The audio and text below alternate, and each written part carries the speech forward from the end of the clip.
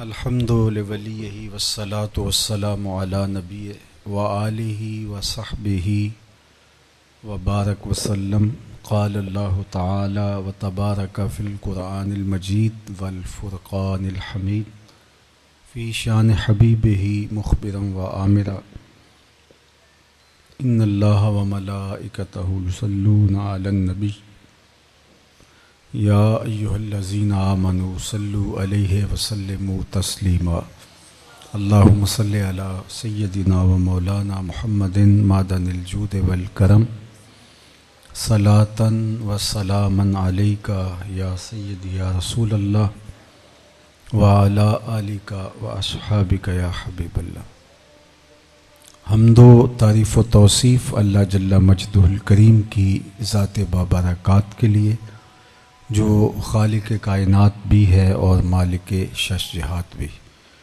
اللہ جل وعلا کی حمد و ثنا کے بعد رسول رحمت شفیع معظم نبی محتشم حضور ختم المرتبت صلی اللہ علیہ وآلہ وسلم کے حضور ناز میں اپنی عقیدتوں، ارادتوں اور محبتوں کا خراج پیش کرنے کے بعد واجب الاحترام ذوی الاحتشام عالی مرتبت علماء کرام، حضرات سامعین، مہمانان محتشم، السلام علیکم ورحمۃ اللہ وبرکاتہ. ادارۃ المصطفیٰ حلقہ کاموں کی طرف سے آج کا یہ منعقدہ اسوہ رسول کے عنوان سے خوبصورت اجتماع، جس میں مجھے اور آپ کو حاضر ہونے کا شرف اور سعادت نصیب ہے. اللہ اس کی برکتیں آپ سب کی روحوں میں، قلوب میں، دلوں میں اتار دے، اور یہاں سے جو کچھ کہا جائے وہ حق اور سچائی پر مشتمل ہو، اور جو کہا جائے اللہ اس کو میرے اور آپ کے عمل میں نکھار کا ذریعہ بنائے. حضور علیہ السلام کے میلاد کا موسم ہے اور کائنات کا ایک ایک گوشہ ذکر رسول کی مہک سے، حضور کے تذکار کی خوشبو سے مشام ہستی کو معطر کر رہا ہے، اور اہل ایمان حضور کے تذکروں سے اپنے لیے تسکین، قرار اور راحت کا سامان کرتے ہیں. سو آپ کے اس شہر میں مختلف محافل کا انعقاد ہو رہا ہے. ادارۃ المصطفیٰ کے تحت بھی 40 روزہ محافل کا سلسلہ کئی ایک سالوں سے جاری ہے. اس مرتبہ بھی وہ پوری محبت اور عقیدت کے انداز میں مختلف جگہوں پر، شہر کے مختلف کونوں پر جاری ہے. گزشتہ برس بھی میں نے آپ سے وعدہ کیا تھا، لیکن معروضی حالات کی وجہ سے وہ اجتماع نہ ہو سکا. تو آج اللہ کا شکر ہے کہ وعدے کی تکمیل ہونے جا رہی ہے. اللہ جل شانہ میری اور آپ کی حاضری کا ایک ایک لمحہ قبول فرمائے. ادارۃ المصطفیٰ کے جملہ دوست، ان کی جو سپریم کونسل ہے، ان کے جملہ احباب، کارکن جہاں جہاں بھی کام کر رہے ہیں، سیلاب کے دنوں کے اندر جو کاموں کی طرف سے اپنے سیلاب زدہ بھائیوں کے لیے محبت نامے پیش کیے گئے، اس کے لیے بھی خاص طور پہ میں شکر گزار بھی ہوں، دعا گو بھی ہوں کہ اللہ جل شانہ آپ کی کاوشیں قبول فرمائے. ویسے بھی کاموں کے اہل محبت کا شہر ہے، اور حضور علیہ السلام کا پیار انہیں تو گٹی میں دیا گیا ہے. تو آج کی یہ خوبصورت مجلس اسوہ رسول کے نام سے انعقاد پذیر ہے، تو میں اسی عنوان سے کچھ وقت کے لیے کچھ باتیں آپ کے سامنے رکھوں گا. مجھے امید ہے کہ آپ انہماک سے، شوق سے، پوری توجہ کے ساتھ سماعت کریں گے، چونکہ یہ جو اجتماع ہے اور ادارۃ المصطفیٰ کے زیر اہتمام منعقدہ اجتماعات تھوڑے سے روایت سے ہٹ کے ہوتے ہیں. اپنا ان کا ایک طریق ہے، ایک اپنا نظم ہے. تو زیادہ جو لوگ تشریف لانے والے ہوتے ہیں ان کا پہلے سے ذہن ہوتا ہے کہ ہم وقت پہ جائیں گے اور وقت پہ فراغت ہوگی اور بامقصد چیزیں سننے کو ملیں گی، اور کوشش ہوتی ہے کہ جو توقع لیے لوگ آئے ہیں اس کے مطابق ان کو اسی طرح سے اسی انداز سے ہی ان سے ہم کلام ہوا جائے۔ تو سیرت، اسوہ، یہ مترادفات ہیں۔ حضور علیہ الصلاۃ والسلام کی زندگی گزارنے کا جو اسلوب تھا وہ ہمیں سیکھنا چاہیے، اور اس کو سیکھنے کی ضرورت ہے تاکہ ہم اس کو سیکھ کر کے اپنی زندگی میں، اپنے رویوں میں، اپنے طرز زندگی میں، اپنے انداز معاشرت میں اتار کر کے حضور علیہ الصلاۃ والسلام کی مطابق زندگی کے نور سے منور زندگی بسر کریں۔ اور اگر ہم اس مبارک زندگی کی مطابقت میں زندگی گزارنے کی کوشش بھی کر لی تو یہ ہمارے لیے کافی ہوگا کہ ہمارا رب ہمیں کتنی محبت سے، کتنے پیار سے دیکھے گا کہ یہ میرے محبوب کی اداؤں کو ادا کرنے کی کوشش میں لگے ہوئے ہیں۔ تو آقا کریم علیہ الصلاۃ والسلام کی سیرت، حضور علیہ السلام کا اسوہ نور، حضور علیہ السلام کے خصائل حمیدہ، آقا کریم علیہ السلام کا طرز معاشرت، حضور کے خوبصورت رویے، حضور کی نجی زندگی، حضور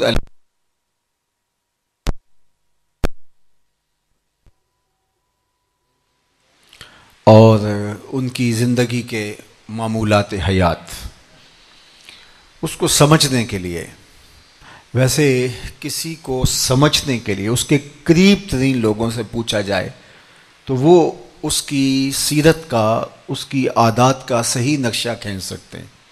اور قریب ترین لوگوں میں سب سے قریب کسی بھی شخص کے اس کی اہلیہ ہوتی ہے، اس کی بیوی ہوتی ہے، اور بیوی جو کہے اور جو برجستہ کہے تو وہ کسی کی سیرت کا ایک عکس ہوتا ہے، نمایاں عکس۔ اور پھر عمومی طور پہ تو بیویاں بعض اوقات اتنی جلدی مانتی بھی نہیں ہیں۔ وہ ایک مثال تو بنی ہوئی ہے، آپ نے سنی ہے کہ اچھا وہ تم تھے تو تبھی ٹیڑھا ٹیڑھا اڑ رہے تھے۔ تو یہ بڑی بات ہوتی ہے کہ کسی کی اہلیہ اس کے بارے میں رائے رکھے، تو یہ اس کی عظمت اور اس کی رفت کا ایک ایسا جلی عنوان ہے کہ جو محو نہیں کیا جا سکتا۔ اب آئیے حضور کی سیرت کو سمجھنے کے لیے پہلے ازواج کی بارگاہ میں حاضر ہوتے ہیں۔ تو ام المومنین سیدہ عائشہ رضی اللہ تعالی عنہا سے کسی نے پوچھا کہ آپ حضور کی قربت حاصل کی، آقا کریم کے پاس رہیں، تو آپ بتائیے حضور کے اخلاق کریمانہ، حضور کی سیرت کیسی؟ تو انہوں نے برجستہ کہا کان خلقہ القرآن۔ پوچھنے والے کیا پوچھتا ہے، قرآن کھول کے بیٹھ جا اور حضور کی سیرت دیکھتا چلا جا۔ جہاں قرآن نے حکم دیا وہاں حضور عمل پیرا ہیں، جہاں قرآن روک رہا ہے حضور کو اس راستے پہ دیکھے گا ہی نہیں۔ تو حضور کی سیرت کا جو عنوان ہے وہ قرآن ہے۔ اور حضرت سیدہ خدیجۃ الکبریٰ رضی اللہ تعالی عنہا، اللہ اکبر، یہ حضور کی وہ زوجہ ہیں کہ آقا کریم علیہ السلام ان سے بے پناہ محبت کرتے تھے، اور ان کے وصال پر حضور نے اس سال کو عام الحزن کے طور پہ منایا کہ یہ غم کا سال ہے، جس سال حضرت خدیجۃ الکبریٰ کا انتقال ہوا۔ جانور ذبح کرتے اور گوشت کے مختلف ٹکڑے حضرت خدیجہ کی سہیلیوں کے گھروں میں بھیجتے۔ ام المومنین حضرت عائشہ رضی اللہ تعالیٰ عنہا فرماتی کہ میرا ان سے جو رشتہ تھا تو اس ناطے سے میں نے ایک دن کہہ دیا کہ حضور اللہ نے آپ کو بہتر ازواج دے دی، اور آپ اس عورت کا ذکر بار بار کرتے ہیں بڑھاپے کی وجہ سے جس کے ہونٹوں کے گوشے رنگ بھی بدل گئے تھے۔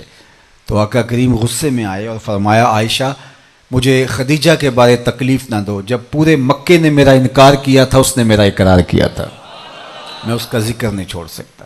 اور پھر فرماتے ہیں کہ کبھی زندگی میں نے بات نہیں کی۔ تو حضور فرمایا کرتے تھے خدیجہ تو خدیجہ تھی، اللہ اکبر، ان کا مقام ہی اپنا ہے۔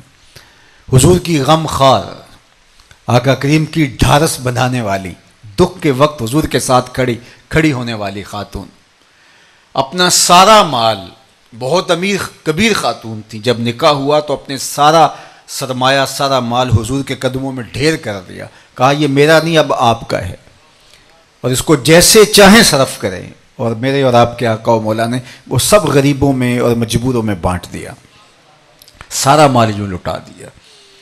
تو حضرت خدیجہ الکبریٰ رضی اللہ تعالی عنہا حضور کی سیرت کا ایک جلی عنوان بیان کرتی۔ جب پہلی وحی حضور پہ نازل ہوئی تو قرآن تو وہ ہے کہ قرآن نے خود کہا لو انزلنا ھذا القرآن علی جبل لرأیتہ خاشعا متصدعا من خشیۃ اللہ، اگر یہ قرآن پہاڑوں پہ نازل ہوتا تو وہ بھی ریزہ ریزہ ہو جاتے۔ قرآن کا بوجھ کون گوارا کر پائے؟ تو قرآن کی ہیبت ہے۔ قلب اطہر پر جب پہلی وحی کا نزول ہوا تو حضور علیہ السلام کی یہ کیفیت تھی، تو واپس گھر آئے اور آقا کریم محسوس کر رہے تھے سردی، اور کہا زملونی زملونی یا خدیجہ، مجھے چادر اوڑھا دی جائے۔ تو انہوں نے حضور کے کندھوں پہ شال اوڑھا دی اور آقا کریم کو تسلی دیتے ہوئے فرمایا کہ آپ پریشان نہیں ہوں، جو لفظ کہے وہ لفظ آپ کے سامنے رکھنا چاہتا ہوں۔ صحیح بخاری اور دیگر کتب حدیث میں، سیرت کی تقریباً تمام کتب میں آپ کو ملیں گے، یہی لفظ ملیں گے کہ حضور کی خدمت میں عرض گزار ہوئیں، کلا واللہ لا یخزیک اللہ ابدا انک لتصل الرحم وتحمل الکلہ وتصدق الحدیث وتکسب المعدوم وتقری الضیف وتعین علی نوائب الحق۔ کہا کہ آپ کا رب آپ کو کبھی بھی پریشان نہیں ہونے دے گا، کلا ایسا کبھی نہیں ہوگا، واللہ اللہ کی قسم، لا یخزیک اللہ ابدا آپ کا رب آپ کو کبھی بھی بے آبرو نہیں ہونے دے گا، آپ کو پریشان نہیں ہونے دے گا۔ کیوں؟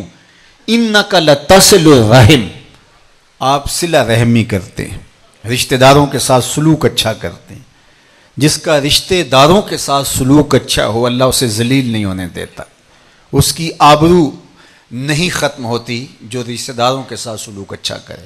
فرمایا کہ اگر کوئی چاہے کہ اس کے رزق میں برکت ہو اور اس کی عمر میں برکت ہو تو وہ رشتہ داروں کے ساتھ سلوک اچھا کرے۔ رشتہ داروں کے ساتھ اچھا سلوک کرنے سے رزق میں بھی اضافہ ہوتا ہے اور عمر میں بھی برکت ہوتی ہے۔ تو ان کا رویہ کچھ بھی ہو، ان کا طرز زندگی کچھ بھی ہو، لیکن آپ نے ان کے ساتھ سلوک اچھا کرنا ہے۔ یہ اچھے لوگوں کا شیوا اور دستور ہوتا ہے کہ وہ اپنے رویوں کو خوبصورت رکھتے ہیں، خراب نہیں ہونے دیتے۔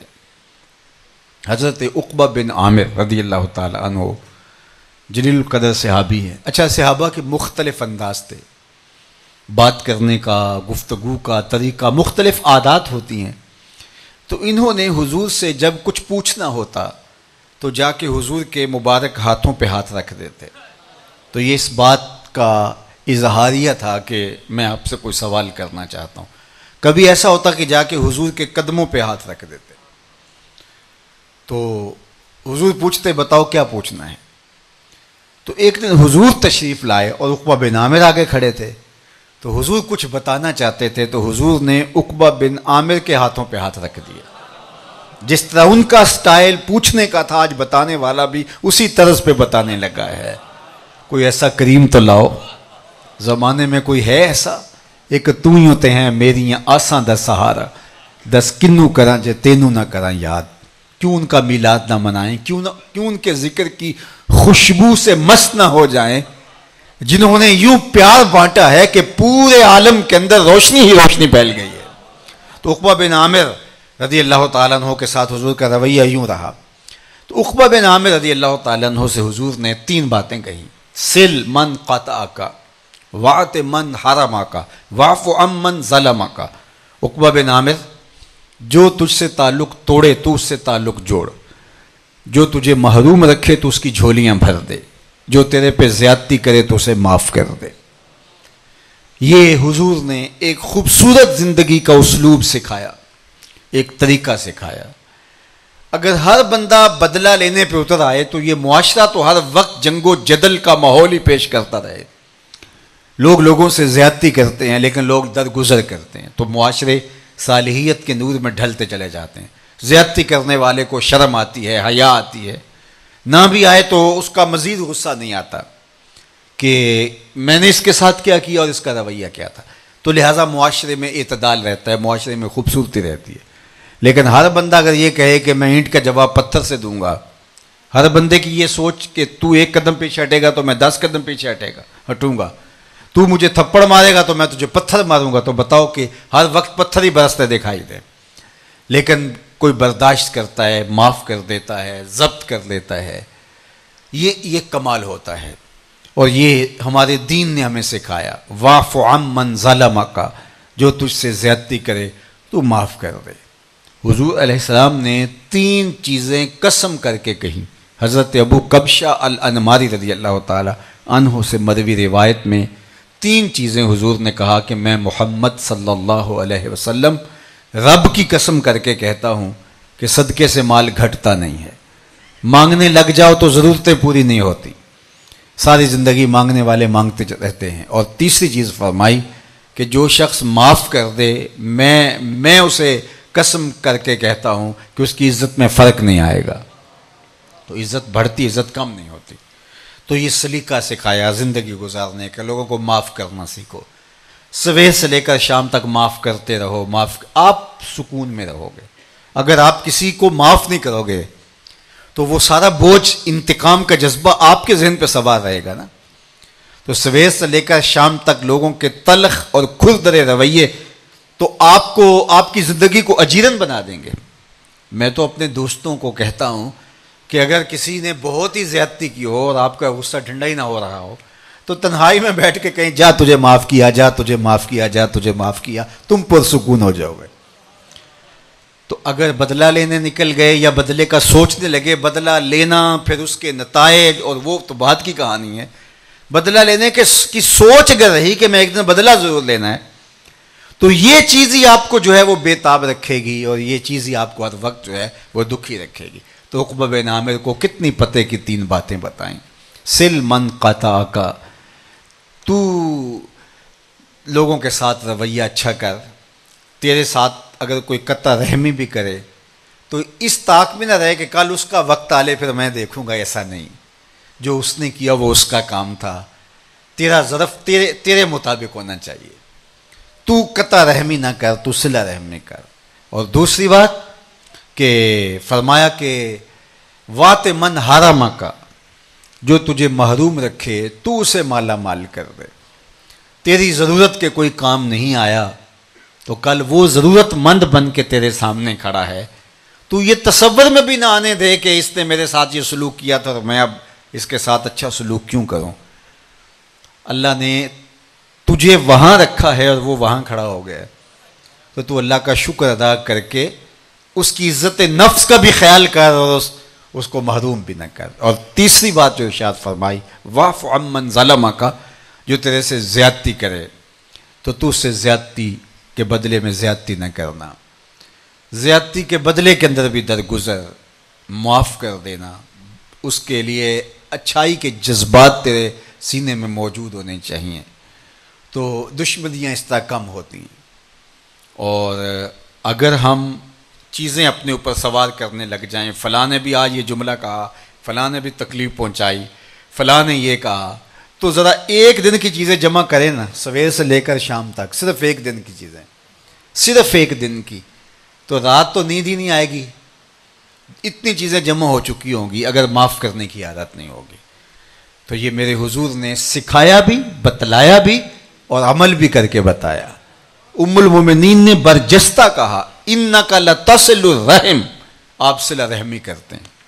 دوسری بات کہ فرمایا کہ بتصدق الحدیث، آپ کبھی جھوٹ نہیں بولتے، آپ ہمیشہ سچ بولتے ہیں. اپنے ساتھ سچ کو اس طرح جوڑا میرے حضور علیہ السلام نے کہ حضور کو صادق اور امین کہا جانے لگا. نبوت کا اعلان بعد میں کیا، صادق اور امین لوگ پہلے کہتے تھے. اب جب حضور نے کہا کہ میں اللہ کا نبی ہوں، تو اگر انہوں نے کہا لست مرسلا، آپ رسول نہیں ہیں، تو ان کا اندر کہہ رہا تھا کہ تم ضد میں کہہ رہے ہو. جو کل جھوٹ نہیں بولتا تھا وہ آج بھی جھوٹ کیسے بولے گا؟ جو اپنے مفاد کا جھوٹ نہیں بولتا تھا وہ رب پہ جھوٹ کیوں باندھے گا؟ اللہ اکبر. تو اب لوگ سوچنے میں مجبور ہو گئے کہ یہ درست ہو سکتا ہے، غلط نہیں ہو سکتا. اگرچہ انہوں نے مخالفت بھی کی، مخاصمت بھی کی، نکتہ چینیاں بھی کی، کانٹے بھی بچھائے، اجریاں بھی ڈالیں، کیا کچھ نہیں کیا، لیکن حضور علیہ الصلوۃ والسلام کے بارے میں ان کو یہ اذعان تھا کہ یہ ہیں سچے۔ بلکہ کوہ فاراں پہ جب حضور ان کو جبل صفا پہ حضور نے ان کو بلایا اور کہا کہ میں اگر کہوں کہ اس پہاڑ کی دوسری جانب سے ایک لشکر آ رہا جو تمہیں تاخت و تاراج کر کے رکھ دے گا تو کیا میری بات مان لو گے؟ تو انہوں نے کہا کہ دیکھیں گے، نظر آ گیا تو پھر تو انکار کی گنجائش ہی نہیں ہوگی، اور اگر نظر نہ آیا تو پھر بھی کہیں گے ہم اندھے ہیں، آپ سچے ہو، آپ کی صداقت پہ اتنا یقین ہے، آپ اتنے سچے ہیں۔ اللہ اکبر، یہ تھا حضور کا کردار، صادق اور امین حضور کو مانتے تھے۔ اور جب وہ حضور علیہ السلام کے گھر کا محاصرہ کیے ہوئے تھے حضور کی زندگی کا چراغ بجھانے کے لیے، جس رات حضور نے ہجرت کی ہے، تو اس وقت بھی ان کی امانتیں حضور کے گھر میں پڑی تھی۔ اس سے بڑھ کر کیا دلیل چاہیے آپ کو؟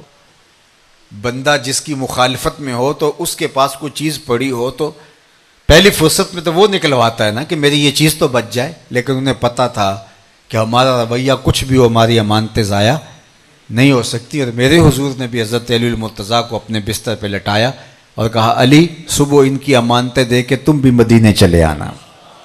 اللہ اکبر، ان کی امانتیں ضائع نہیں ہوئی۔ یہ ہے حضور کی صداقت، یہ ہے میرے حضور کی امانت۔ اس لیے حضور کے ماننے والے، حضور کے غلام، ان کو بھی سچا ہونا چاہیے۔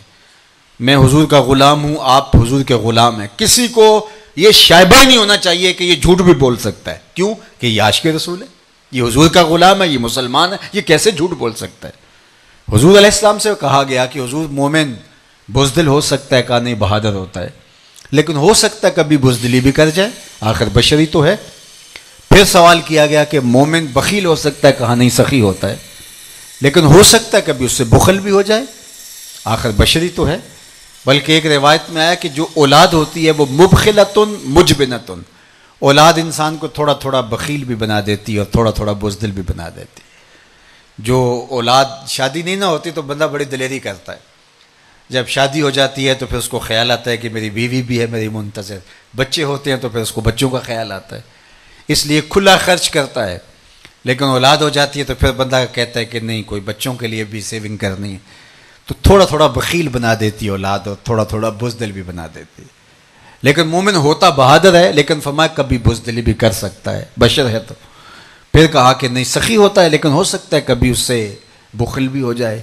تیسرا سوال حضور سے کیا گیا، مومن جھوٹا ہو سکتا ہے؟ فرمایا جھوٹا نہیں ہو سکتا۔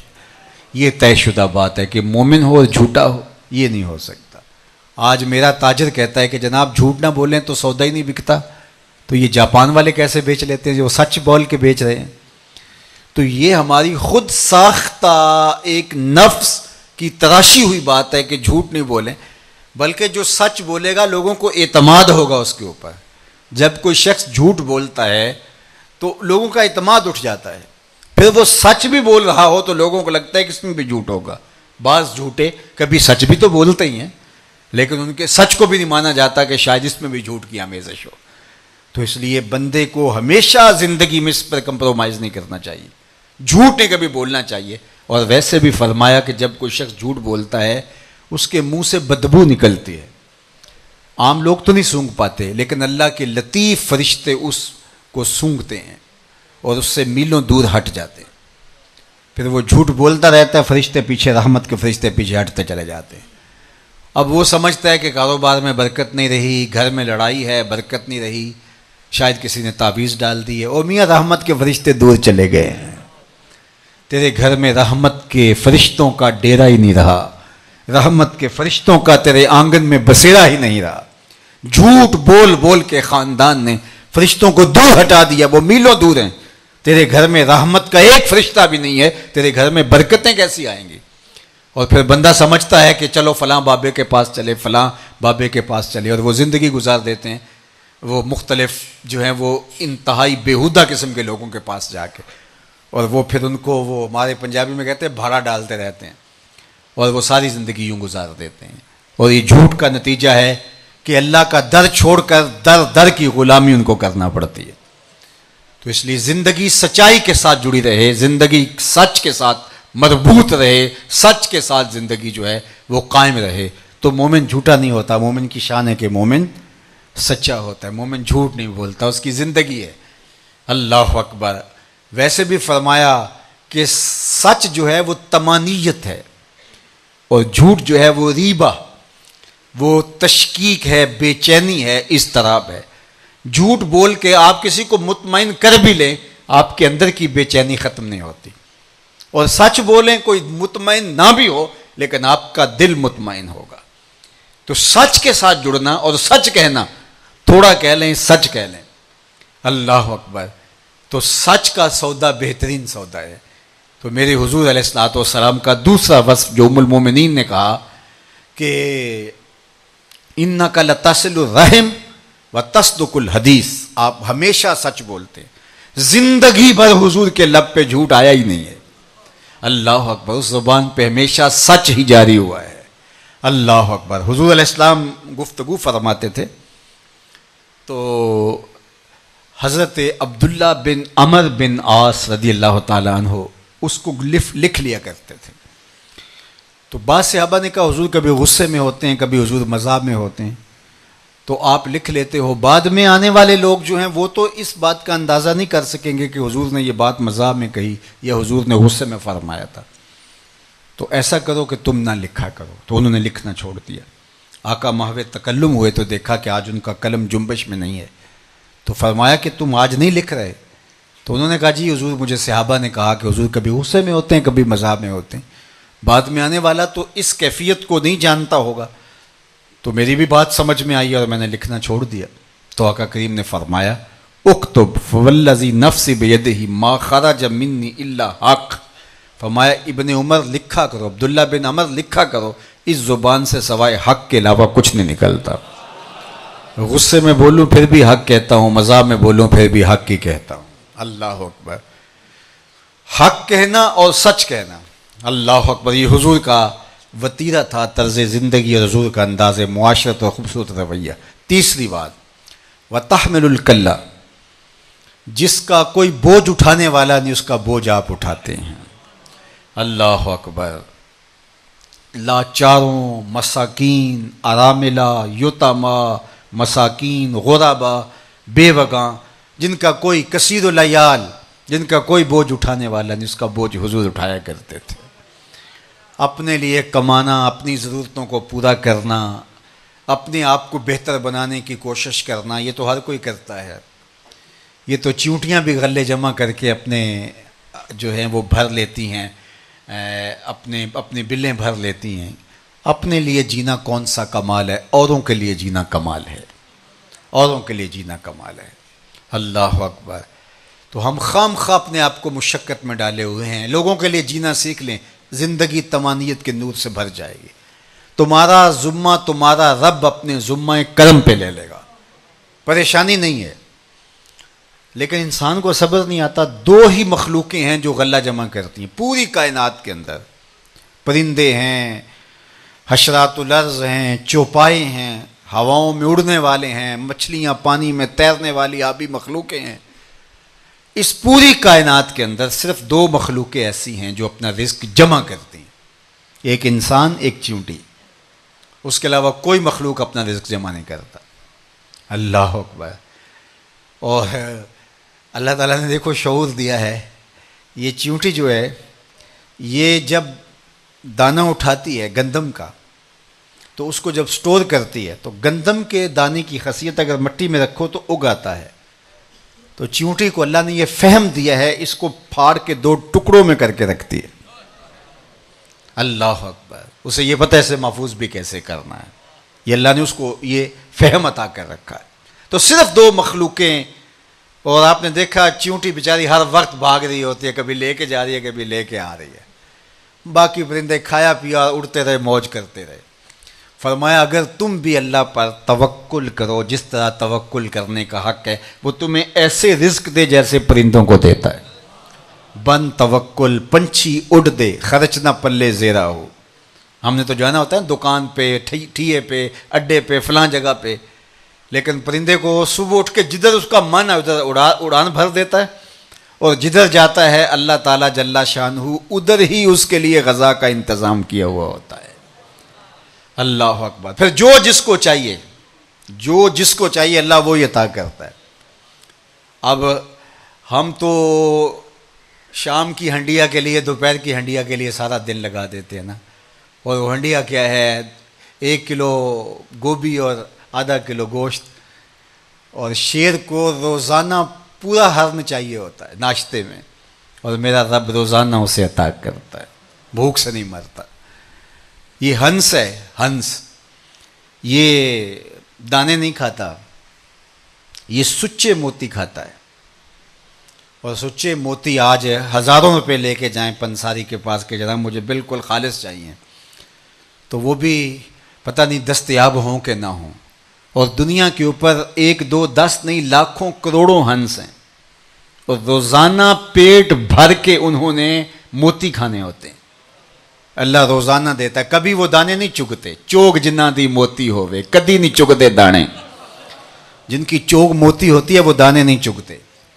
اللہ اکبر۔ وہ موتی ہی تلاش کرتے ہیں، اللہ ان کو موتی دے دیتا ہے، جس طرح کی طلب ہو اللہ تعالیٰ اس طرح اس کو عطا کر دیتا ہے۔ تو میں بھی آپ کو کہوں گا طلب اچھی رکھا کرو، ایسے نہ دانوں پہ بھاگا کرو، موتی تلاش کیا کرو، تمہارا رب تمہیں موتی ہی دے گا۔ موتیوں کی طلب دل میں پالو تو موتی دے گا، اور اگر کنگنیاں کھانی ہے تو وہ دے دے گا، وہ تمہاری مرضی ہے، جو تمہارا انتخاب ہوگا۔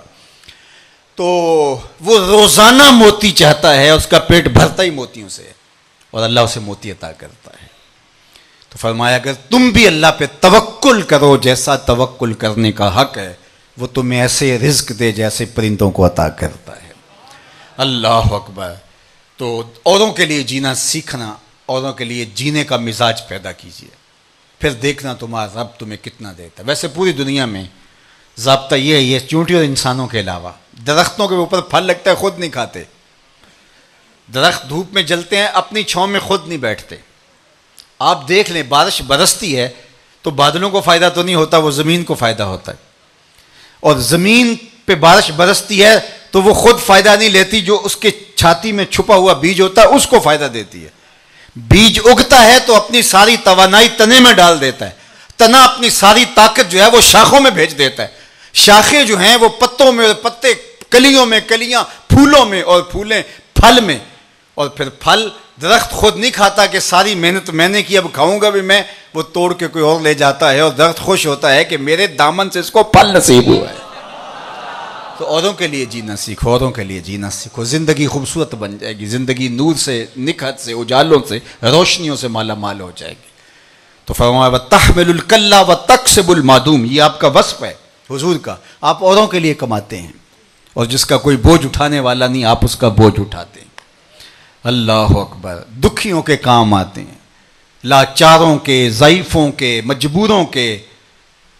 ہمارے بھی بزرگوں نے، بڑوں نے یہی سکھایا تھا کہ ہو میرا کام غریبوں کی حمایت کرنا، درد مندوں سے، ضعیفوں سے محبت کرنا۔ یہ ہم بچپن میں سیکھتے ہیں، ہمارا نصاب تو اچھا ہے، لیکن جب بڑے ہوتے ہیں تو وہی بچہ جو طوطے کی طرح شروع سے لے کے میٹرک تک پڑھتا ہے، ہو میرا کام غریبوں کی حمایت کرنا، درد مندوں سے، ضعیفوں سے محبت کرنا۔ اب کالج میں جایا تو گن پوائنٹ پہ اوپر جو ہے وہ بس والے کو کالج لے کے جا رہا ہے، اور بوڑھی مائیں کہہ رہی ہیں ہم نے فوتگی پہ جانا ہے، لیکن وہ سبق جو 10 سال طوطے کی طرح پڑھتا رہا بھول گیا، کہ اس کا کام یہ تھا لوگوں کے کام آنا، دکھیوں کے کام آنا، مصیبت زدوں کے کام آنا۔ تو صاحب کتابیں کچھ نہیں سکھاتی، کورس صرف لفظ سکھاتے ہیں، آدمی آدمی بناتے ہیں۔ کسی کامل کی صحبت میں بیٹھنے سے دل کی دنیا بدلتی ہے، من کی روشنی ملتی ہے تو کسی کامل کی صحبت سے ملتی ہے۔ کیا میاں صاحب نے کہا تھا، صحبت مجلس پیر میرے دی بہتر نفل نمازوں، صحبت مجلس پیر میرے دی بہتر نفل نمازوں، ہک ہک سخن شریف سونے دا کردہ ماہ رمضان۔ نیک لوگوں کی صحبت اختیار کرو، اچھے لوگوں کے پاس بیٹھا کرو، ان کی طبیعت کا رنگ اترتا ہے اور چڑھتا ہے۔ گر تو سنگے خاراؤ مرمر شوی، چو بصاحب دل رسی گوہر شوی۔ رومی کہتے ہیں اگر تو سخت پتھر ہے اور اتنا پتھر ہے کہ کوئی چیز اثر ہی نہیں کر رہی، کسی صاحب دل کے پاس بیٹھ گوہر بن جائے گا، موتی بن جائے گا، تو نور و نکھت نصیب ہوتا ہے۔ آئیے حضور کی سیرت کے انوار میں اپنی زندگی کو رنگ لیں۔ وَتَحْمِلُ الْكَلَّ وَتَقْسِبُ الْمَعْدُومَ، یہ حضور کے وصف ہیں۔ اور پھر پانچویں چیز بیان فرمائی، وَتَقْرِ الضَّيْفَ، آپ مہمان نوازی کرتے ہیں، لوگوں کے ساتھ، آنے والوں کے ساتھ ان کو کھلا کر کے خوشی ہوتی ہے۔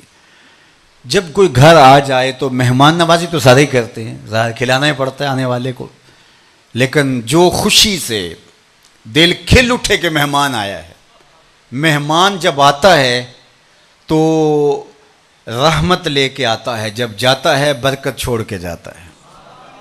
مہمان اپنے حصے کا رزق تمہارے دسترخوان پہ کھانے آتا ہے، ثواب تمہیں ملتا ہے، کھا اپنی قسمت کا گیا۔ اللہ اکبر۔ اس لیے مہمان کو اللہ کی رحمت سمجھو اور دسترخوان کشادہ کرو۔ اللہ آپ کو وسعت دے تو دسترخوان کشادہ کرتے چلے جاؤ، لوگ آ کے کھائیں، اچھا لگتا ہے تمہارے گھر سے آ کے لوگ کھائیں۔ اللہ اکبر۔ اللہ ان کی قسمت کا تمہارے دسترخوان پہ چوغا رکھا ہوا ہے۔ یار جو چڑیاں چگ جائیں گھر سے آ کے وہ بھی دعائیں دیتی، حتیٰ کہ کسان جو کھیتی باڑی کرتا ہے اور جانور آ کے چگ جاتے ہیں وہ بھی صدقہ لکھا جاتا ہے کسان کے نامہ اعمال میں۔ تو جو انسان تمہارے دسترخوان پہ چگنے آئیں، کچھ لینے آئیں، کچھ کھانے آئیں، تو فقیروں کو تو لگتا ہی اچھا ہے، جب ان کا لنگر چل رہا ہوتا ہے وہ خوش ہو رہے ہوتے ہیں۔ اٹ کھڑکے دکڑ وجے تتا ہووے چلہ، آن فقیر کھاکا جامر راضی ہووے بلا۔ وہ کہتے ہیں کیا بات ہے کہ موج لگی ہوئی ہے، لوگ آ رہے ہیں اور کھا کھا کے جا رہے ہیں۔ خوشی ہونی چاہیے، یہ نہیں کہ مہمان کیوں آ گئے۔ مہمان نوازی حضور کا وصف نمایاں تھا۔ اور چھٹی بات ام المومنین نے حضور علیہ السلام کے اوصاف کو بیان کرتے ہوئے کہی کہ وَتُعِينُ عَلَى نَوَائِبِ الْحَقِّ، مشکل میں کو پھنس جائے، مصیبت میں پھنس جائے تو آپ اس کی مدد کے لیے کھڑے ہوتے ہیں۔ آج لوگ کہتے ہیں ہمیں کیا لگے، میں نے اس کو کہا تھا، مشکل میں پھنس گیا تو اس کی کوئی مدد نہیں کرتا۔ آج کل لمحہ لمحہ لوگ تکلیفوں میں مبتلا ہوتے ہیں۔ پھنسے ہوئے لوگوں کو چھڑاؤ، ان کی مشکلیں آسان کرو۔ جب کسی کی مشکلیں آسان کرو گے تمہارا رب تمہاری مشکلیں آسان کرے گا، تمہارے سے تکلیفیں، اذیتیں، پریشانیاں دور کرے گا۔ تو یہ ہے میرے حضور علیہ السلام کے اوصاف جن کو ہم اپنے اندر اتارنے کی کوشش کرنی چاہیے۔ ام المومنین سیدہ عائشہ رضی اللہ تعالیٰ عنہ حضور علیہ السلام کے اوصاف بیان کرتی ہیں۔ اللہ فرمایا جس طرح لوگ گھر کے کام کاج کر لیتے ہیں تو حضور علیہ السلام کوئی جھجک محسوس نہیں کرتے تھے، گھر کے کام کاج کے اندر معاونت فرما دیا کرتے تھے۔ منصب ہے کہ محبوب کبریا ہے، منصب یہ ہے محبوب کبریا ہے، لیکن گھر کے کام کاج میں بھی حضور جھجک محسوس نہیں کر رہے، ان کے ساتھ حضور علیہ کھڑے ہو جاتے ہیں، ڈھارس بندھاتے ہیں۔ فرمایا خیرکم خیرکم لأہلہ وانا خیرکم لأہلی، تم میں سے بہتر وہ ہے جو اپنے اہل خانہ کے ساتھ بہتر ہے، اور میں تم میں سب سے زیادہ اپنے اہل خانہ کے ساتھ بہتر ہوں۔ ام المومنین سیدہ عائشہ رضی اللہ تعالیٰ عنہ فرماتی ہیں میں اب خورے میں پانی لے رہی تھی کہ حضور تشریف لے آئے، تو دور سے دیکھا تو کہا عائشہ تھوڑا پانی میرے لیے بھی چھوڑنا، تو میں نے پانی چھوڑ دیا تو حضور میرے ہاتھوں سے وہ آب خورا لیا، پانی پینے لگے تو رک گئے اور مجھ سے مخاطبت کرتے ہوئے فرمایا عائشہ ذرا بتانا تم نے ہونٹ کہاں رکھے تھے؟ اور میں کہا کرتا ہوں کہ یہ مشق کر کے دیکھو گھر جنت کا ٹکڑا بن جائے گا۔ یہ پیار دیا ہے میرے حضور نے، عورت نے جہاں ہونٹ لگائے ہیں بیوی نے وہاں ہونٹ رکھ کے پینا، یہ سنت ہے میرے حضور کی۔ کتنی اپنائیت محسوس ہوتی ہے خاتون کو کہ یہ میرے سے اتنا پیار کرتا ہے۔ پہلی بنیادی اکائی تو یہی ہے، یہاں سے محبت شروع ہوتی ہے، پھر پھیلتی ہے، پھر اولاد میں نسل میں آگے بڑھتی، تو یہاں اتنا پیار دے، اتنی الفت دی، اتنا پیار بانٹا۔ اللہ اکبر، جنت کا ٹکڑا گھر بنتا ہے۔ یہ میرے حضور کا دیا ہوا نظم زندگی ہے، میرے حضور کا دیا ہوا طریق حیات ہے۔ ازواج مطہرات کے ساتھ یہ حسن سلوک، یہ پیار، اور اس کا نتیجہ کیا کہ ایک جنت نظیر معاشرہ تشکیل پاتا ہے۔ آج کی دنیا عورت کے حقوق کی بات کر رہی ہے، لیکن اگر گہرائی میں اتر کر کے دیکھے تو وہ اپنی ہوس کی راہیں تلاشتی ہے۔ اور ماضی کی دنیا دیکھ لیجئے جو عورت کے حقوق کی بات کرتی تھی، نہیں، وہ عورت کو انسانوں کی جنس سے ماننے کے لیے تیار نہیں تھی۔ از قبیل جنس انسانی عورت کو ماننے کے لیے دنیا کے مفکر تیار نہیں ہیں۔ وہ کہتے ہیں ہم شکل ضرور ہے انسان کی، لیکن انسان نہیں ہے، انسانوں کی طرح بولتی بھی ہے، انسانوں کے بچوں کی نسل کی افزائش کا ذریعہ بھی ہے، لیکن انسان نہیں ہے۔ بدھ کہتا ہے بدی کا سرچشمہ ہے عورت، اگر خدا کا قرب پانا ہے تو اس سے قطع تعلق کرنا ہوگا۔ اس لیے مجرد رہنا، کموارہ رہنا، یہ افضل قرار پایا۔ کیوں؟ کہ خدا کے قرب کے لیے رکاوٹ ہی عورت ہے۔ یہ بدھ کی تعلیمات ہیں۔ میرے حضور نے کہا مجھے عائشہ کے بستر میں وحی آتی ہے، حبب الی من دنیاکم ثلاث الطیب والنساء وجعلت قرۃ عینی فی الصلاۃ، مجھے تمہاری دنیا سے تین ہی چیزیں تو پسند ہیں، منکوحہ عورتیں، خوشبو، اور میری آنکھوں کی ٹھنڈک نماز میں رکھی گئی ہے۔ اللہ اکبر۔ تو حضور علیہ السلام نے وہ ہمیں خوبصورت دین دیا جو معاشرے کے اندر جس کی عملی تنفیذ ہوتی ہے تو معاشرہ خوبصورت بنتا ہے۔ یہ جو میں نے چند چیدہ باتیں بتائیں، حضور کی سیرت کا عنوان تو وسعت معاب ہے، لیکن اگر میں اور آپ، یہ جتنے لوگ یہاں بیٹھے ہوئے، صرف اتنے لوگ آج ہی عزم کر لیں کہ آج کے بعد جھوٹ نہیں بولیں گے تو صدیاں نہیں لگیں گی، کل ہی آپ کے شہر کا مزاج بدلا ہوا ہوگا۔ کل مارکیٹ میں ہر شخص یہ طے کر کے بیٹھ جائے، دکاندار بھی ہیں یہاں، کارخانہ دار بھی ہیں، ٹیچرز بھی ہیں، اساتذہ بھی ہیں، علماء بھی ہیں، عوام بھی ہیں، ہم یہ فیصلہ کر لیں کہ کچھ بھی ہو جائے آج کے بعد جھوٹ نہیں بولیں گے، صبح ہی آپ کا شہر بدل جائے گا۔ انقلاب لانے کے لیے کوئی کہیں سے دور کے کوئی فلسفہ لانا پڑے گا جس کو پھر عملی طور پہ تنفیذ کے لیے اس کے لیے کوئی سیمینار کرنے پڑیں گے۔ حضور نے فرمایا کہ جھوٹ نہیں بولنا، یہ طے کر لیں تمہارا معاشرہ تبدیل ہو جائے گا۔ تم طے کر لو ہم اوروں کے لیے جئیں گے، صرف اپنے لیے نہیں۔ تو پھر کوئی کسی سے دھوکہ کیسے کر سکتا ہے؟ کوئی کسی سے فراڈ کیسے کر سکتا ہے؟ کسی کو نقصان کیسے پہنچا سکتا ہے؟ کسی کو نیچا دکھانے کی کوشش کو کیسے کر سکتا ہے؟ صلہ رحمی، رویوں کی خوبصورتی، جس کا کوئی کمانے والا نہیں ہے اس کے کمانے والے ہم بن جائیں۔ ایک گلی کے اندر 2-4 گھر ہوں گے جو بیچارے کثیر الیال ہیں، بے وگاں ہیں، یتامى ہیں، اور ان کے ذرائع آمدنی نہیں ہے، باقی ساری گلی تو خوشحال ہے۔ تو اگر ساری گلی مل کے بیٹھ جائے کہ صرف ہم اپنی گلی سنبھال لیں گے، ہماری گلی میں بیوہ کی یتیم بچیاں بوڑھی ہو رہی ہیں نہیں ہونے دیں گے، اس گلی کے اندر کوئی بھوکا نہیں سوئے گا، اس گلی کے اندر کوئی بچہ تعلیم سے محروم نہیں رہے گا، اس گلی کے اندر سردیوں کے اندر کوئی ٹھٹھر کے جو ہے وہ زندگی رات نہیں گزارے گا، صرف 15-20 گھروں کی گلی کے اندر یہ گلی کے لوگ ہی بیٹھ کے طے کر لیں تو 2-4 صرف گھر ایسے ہوں گے جو بیچارے اس خط غربت سے نیچے ہیں۔ تو صرف ہم یہ طے کر لیں تو ہمارا پورا شہر بدل جائے، ملک بدل جائے، پوری کائنات بدل جائے، لیکن آنا ہوگا محمد عربی کے قدموں تلے، حضور کی چوکھٹ پہ آنا ہوگا۔ دوسروں کے لیے جینا سیکھیں، سچائی کو شعار بنائیں، کسی سے دھوکہ نہیں کریں، اپنے اندر اتر کر کے اللہ کو ہم نے جواب دہ ہونا ہے، لوگوں کا خیال رکھیں، لحاظ رکھیں، ایک اچھی برادری تشکیل پاتی جائے گی۔ ایک دوسرے کا احساس کریں، ایک دوسرے کی ٹانگیں کھینچنے کی بجائے ایک دوسرے کو سپورٹ کرنے کا مزاج بنائیں۔ یہ حضور کی سیرت کا رنگ ہے، یہ حضور کی سیرت کا جمال ہے۔ اور اگر ہم یہ نہیں کرنا تو جلسے کیے جائیں، جتنے مرضی کر لیں، محفلیں بھی کروائی جائیں، کیا فرق پڑتا ہے اس سے؟ تلذذ ہے کانوں کا، سنا، لذت لی، چلے، پھر دوبارہ ایک محفل بپا کر لی، لذت لی، چلے گئے، سال بعد پھر جشن بپا ہوا، لذت لی، چلے گئے، ساری زندگی بھی گزار دیں گے، کچھ نہیں ہوگا۔ لیکن اگر ہم نے طے کرنا ہے کہ یہ اس میں تو کوئی دوسری رائے نہیں کہ سچ بولنا چاہیے، یہ ہمارے نبی کی بھی تعلیم ہے، انسان اپنے ضمیر سے پوچھے، اندر سے بھی یہی آواز آ رہی ہے، اپنے دائیں بیٹھے شخص سے پوچھے، بائیں بیٹھے شخص سے پوچھے، اپنے استاد سے پوچھے، باپ سے پوچھے، ماں سے پوچھے، کسی شخص کو گلی میں کھڑا کر کے پوچھ لے سچ بولنا چاہیے کہ جھوٹ بولنا چاہیے، وہ کہے گا سچ بولنا چاہیے۔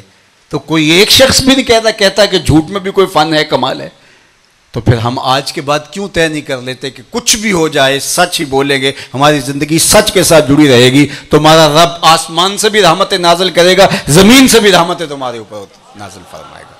یہ ہم نے اگر طے کر لیا، لیکن اگر ہم نے یہ طے نہیں کیا، ہم نے بس یہی طے کیا ہے کہ ہم کانوں کی لذت لیں گے اور ہم جو ہے وہ ایک جو ہے وہ حظ لیں گے وقتی طور پہ، لیکن ہم نے زندگی اپنی خواہش کے مطابق ہی گزارنی، جو ہم طے کر چکے ہیں اس کو بدلنا نہیں ہے، تو پھر کائنات کی کوئی چیز آپ کو نہیں بدل سکتی۔ اللہ اس کو نہیں بدلتا جو اپنے آپ کو بدلنے کی کوشش نہیں کرتا، اللہ اس کو ہی بدلتا ہے جو اپنے آپ کو بدلنے کی کوشش کرتا ہے۔ وہ فرماتا ہے میری طرف اگر کوئی ایک قدم چل کے آئے میں 70 قدم آتا ہوں، اور میری طرف اگر کوئی چل کے آ جائے اتیت ہو ہر والا، میری رحمتیں دوڑ کے اس کا استقبال کرتی ہیں۔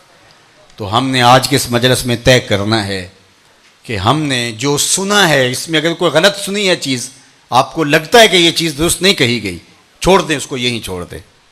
میری 100 باتوں میں سے آپ کو لگتا ہے کہ 50 باتیں غلط ہیں، 50 باتیں ٹھیک ہیں، ان 50 باتوں کو لے لیں، سرے دست اسی بات کو لے لیں کہ آج کے بعد ہماری زندگی میں جھوٹ نہیں ہوگا۔